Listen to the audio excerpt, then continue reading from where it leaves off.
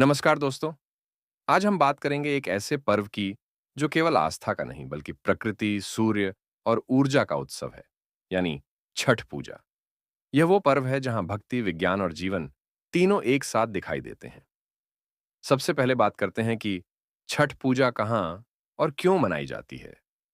छठ पूजा भारत के उन इलाकों में सबसे ज्यादा मनाई जाती है जहां लोगों का जीवन सीधे तौर पर प्रकृति और कृषि से जुड़ा है। इन इलाकों में सबसे प्रमुख है बिहार। यहाँ छठ पूजा को महापर्व कहा जाता है। गंगा घाटों से लेकर छोटे छोटे तालाबों तक हर जगह लाखों श्रद्धालु छठी मैया की आराधना करते हैं। कहा जाता है बिहार बिना छठ अधूरा है। उत्तर प्रदेश, मुख्य रूप से पूर्वांचल क्षेत्र, वाराणसी, गोरखपुर, आजमगढ़, बलिया जैसे जिलों में यह पर्व पूरे उत्साह से मनाया जाता है। यहाँ की गलियों में जब छठी मियाँ के गीत गूंजते हैं तो पूरा वातावरण भक्ति से भर जाता है। झारखंड और पश्चिम बंगाल, यहां भी गंगा किनारे और जलाशयों पर श्रद्धालु बड़ी आस्था से सूर्य देव को अर्घ्य देते हैं। नेपाल के तराई क्षेत्र जैसे जनकपुर और बीरगंज, जहां भारतीय संस्कृति गहराई से बसी है, वहां भी छठ पूजा उसी परंपरा और निष्ठा के साथ मनाई जाती है। देश के महानगर दिल्ली, मुंबई, गुजरात और पंजाब में भी प्रवासी बिहारी और यूपी के लोग इस पर्व को पूरे मन से मनाते हैं। यह दर्शाता है कि छठ पूजा केवल एक राज्य का नहीं बल्कि पूरी भारतीय संस्कृति का पर्व है। अब बात करते हैं कि छठ पूजा क्यों मनाई जाती है। इस पर्व के पीछे दो प्रमुख भावनाएं हैं। पहला, सांस्कृतिक कारण। यह फसल कटाई और ऊर्जा के प्रति आभार व्यक्त करने का पर्व है। सूर्यदेव से प्रार्थना की जाती है कि जीवन में प्रकाश, शक्ति और समृद्धि बनी रहे। दूसरा, आध्यात्मिक कारण। व्रती संयम और शुद्धता के साथ उपवास रखकर अपने परिवार की सुख शांति और संतान के कल्याण की प्रार्थना करते हैं।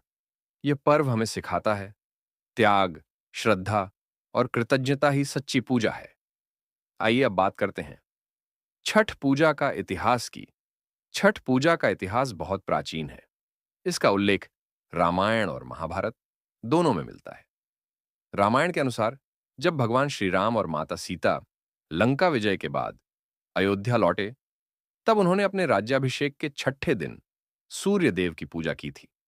यही दिन आगे चलकर छठ पूजा कहलाया। महाभारत में भी इसका उल्लेख मिलता है।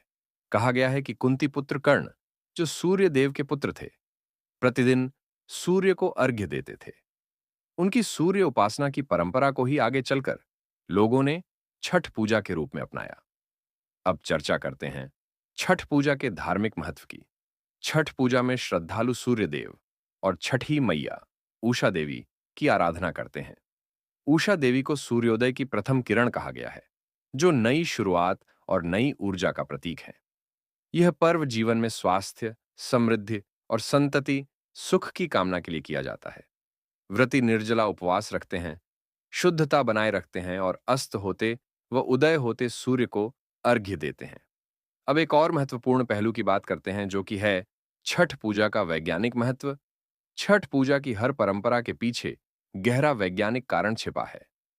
पहला, सूर्य स्नान और अर्घ्य देना। सूर्य की किरणें शरीर में विटामिन डी प्रदान करती हैं, जो हड्डियों और रोग प्रतिरोधक शक्ति के लिए आवश्यक है।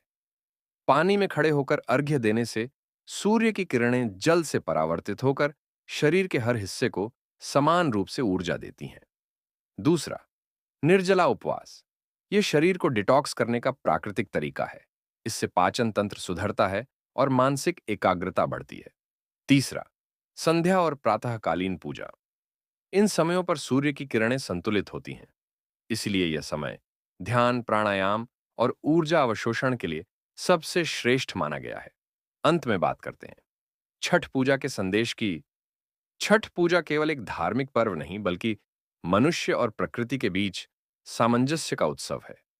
जब हम अस्त होते सूर्य को अर्घ्य देते हैं तो हम यह स्वीकार करते हैं कि हर अंत के बाद एक नई शुरुआत होती है। तो आइए इस छठ पर्व पर हम सब यह संकल्प लें, प्रकृति का सम्मान करें, ऊर्जा का आदर करें और जीवन को हर दिन एक नई रोशनी से भर दें। जय सूर्यदेव, जय छठी मैया।